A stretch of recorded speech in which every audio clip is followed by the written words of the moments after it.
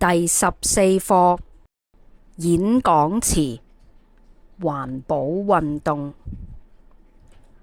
各位同學，今天我要和大家談談環保運動。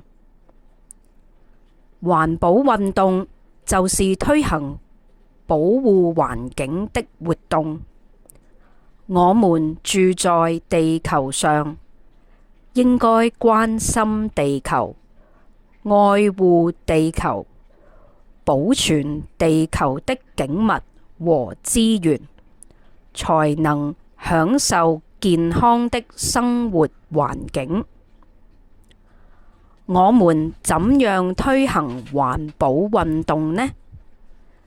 在日常生活中，我們應該選用棉、麻、絲和羊毛做的衣服，多吃有機蔬菜，種植樹木，多步行，騎腳踏車和乘坐公共汽車，這樣自然可以減少空氣污染和節省能源。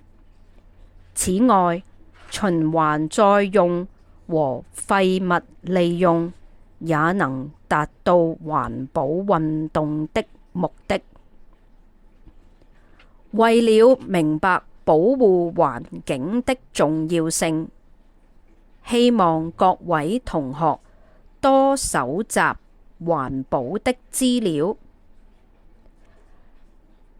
多參加有關環保的講座和展覽。環保運動人人有責，謝謝大家。第14課演講詞環保運動生字詞語。1. 演講詞。2. 環保運動。3. 談。4. 推行。5. 保護。6. 地球。7. 愛護。8. 保存。9. 景物。10. 資源。11. 享受。12. 選用。13. 棉。14. 麻。15. 絲。16. 有機蔬菜。17. 步行。18. 騎腳踏車。19. 乘坐。20. 公共汽車。21. 減少。22. 污染。23. 能源。24. 循環再用。25.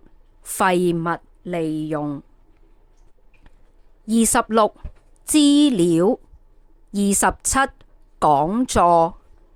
28. 展覽。29. 參加。